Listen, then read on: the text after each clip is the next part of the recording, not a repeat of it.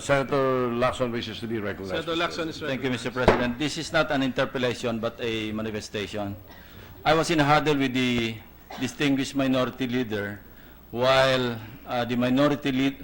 while Senator Pangilinan was delivering his sponsorship speech. And it is enlightening to know that that Senator Drillon, the minority leader, has not changed his position or his interpretation of Section 18, Article 7, meaning if we are for revocation, then by all means we should support Senate Resolution 390. But if we are not for revocation and for affirming the declaration or proclamation of martial law, then we should not vote in favor of convening Congress in a joint session. I'd like to be enlightened further, because when it comes to legal opinion, I always respect the opinion of the minority leader, Mr. President. And during our caucus, the first caucus when you were not in attendance, he manifested that there's no need to convene in a joint session if we are not intending to revoke. And we were in a huddle just a few minutes ago, and he validated, he confirmed the earlier statement that I'm now attributing to him. So with that manifestation, Mr. President, since there are 15 or 16 members of the Senate who signed Senate Resolution 388, calling for the revocation, calling for the affirmation of the proclamation of martial law, then I see no need to debate further. The vote was 17. 17. There's 17 against 5. Yes, sir. So if we are not for revocation, I maintain, borrowing the words of the distinguished minority leader, there's no need to convene in a joint session. Thank you, Mr. President. Mr. President, Senator Drillon. your permission, Yes, sir.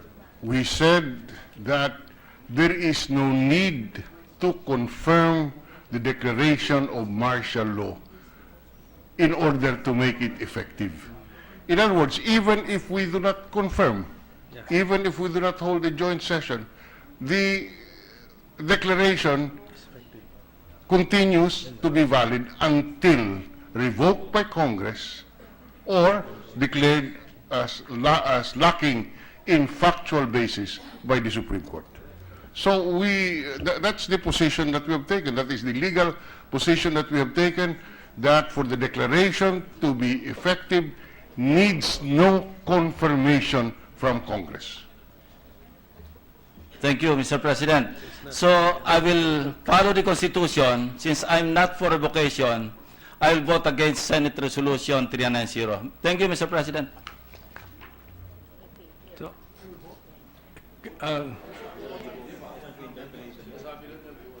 are we now? What period are we in, Majority Leader? We're supposed to be in the period of interpellation. Okay, sir. Okay. But there are manifestations being made, Mr. President, and it can be accommodated in that particular period.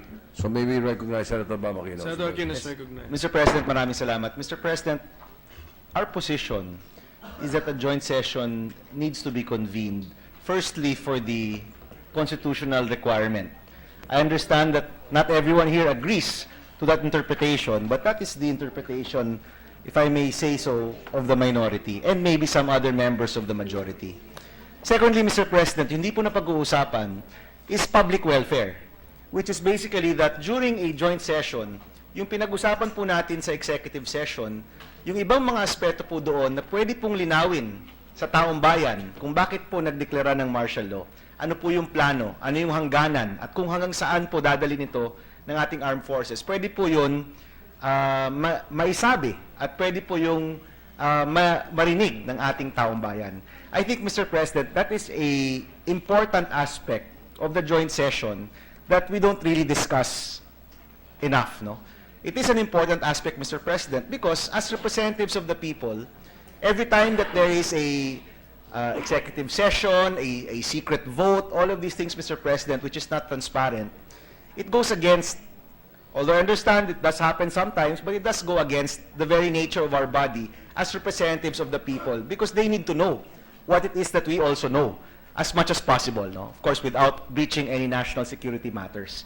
So, Mr. President, itong pagtulak po namin ng joint session ay hindi po equating to the revocation. We feel that it is part of our constitutional requirement and important for the public to be able to listen for themselves yung sasabihin po ng ating security managers. To be honest, Mr. President, iba-iba ang aming stance pagdating sa pagsuporta sa martial law.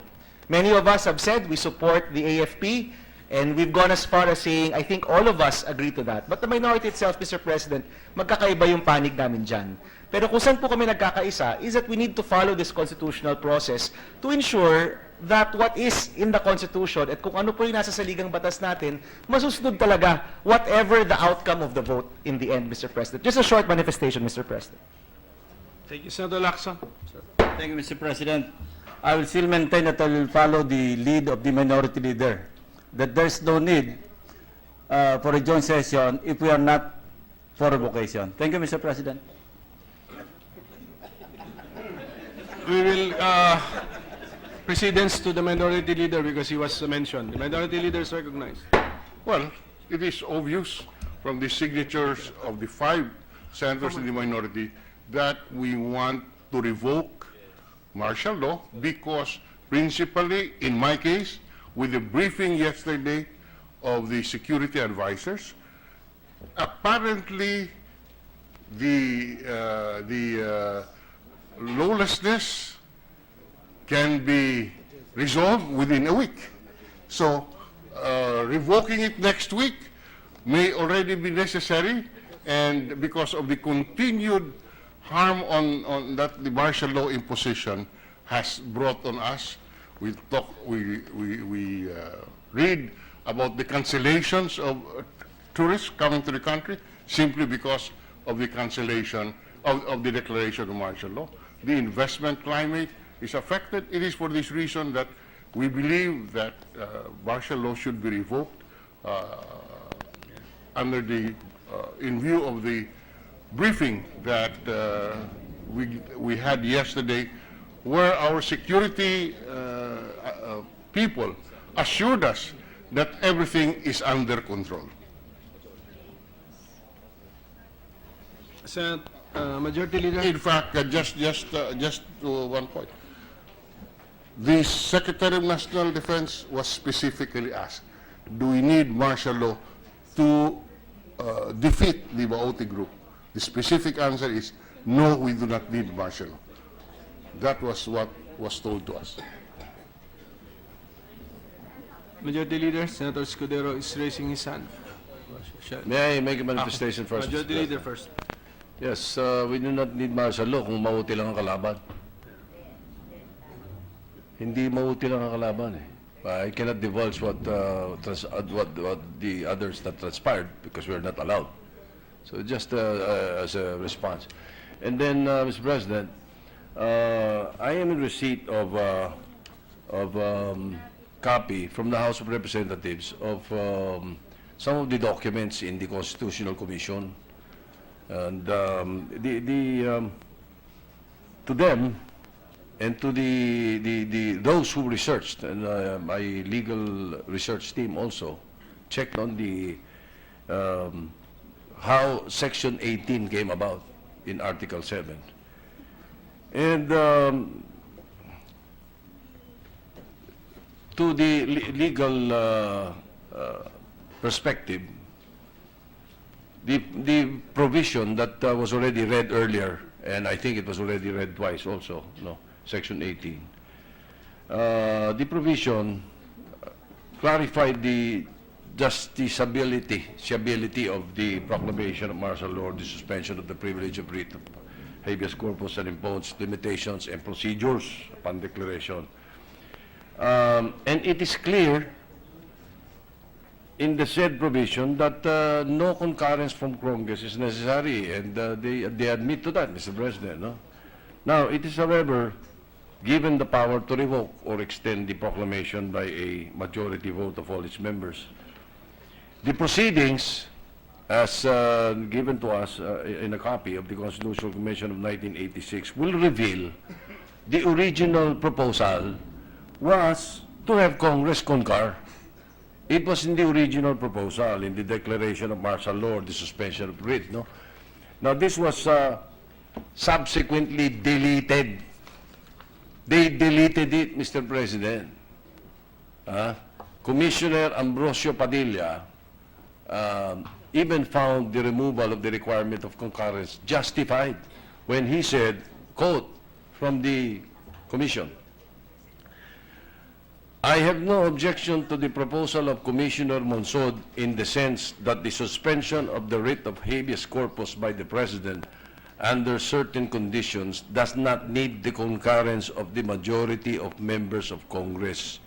And I would go further that even the proclamation of the state of martial law under certain conditions also should not secure the prior concurrence of the majority of the members of Congress. For after all, as the section provides, Congress may revoke such proclamation or suspension or even extend the period of 60 days. But for the initial declaration, either of the suspension of the writ or of the proclamation of martial law, it should not be necessary to secure the concurrence of a majority of the members of Congress. End of quote of Commissioner Ambrosio Padilla. Now, it should be stressed, Mr. President, that the committee draft very much was influenced by the martial law experience under President Marcos, and has proposed that the extraordinary emergency powers of the President may not be exercised with the concurrence of Congress. Now, this was opposed largely, Mr. President, on the argument that such limitation would hamper the President's capacity for quick response. Now, my question to any of those who are proposing PS Resolution 390, Mr. President, is they wish to revoke. That is how I take it from the minority leader. If I heard him right, Mr. President. did I hear you right?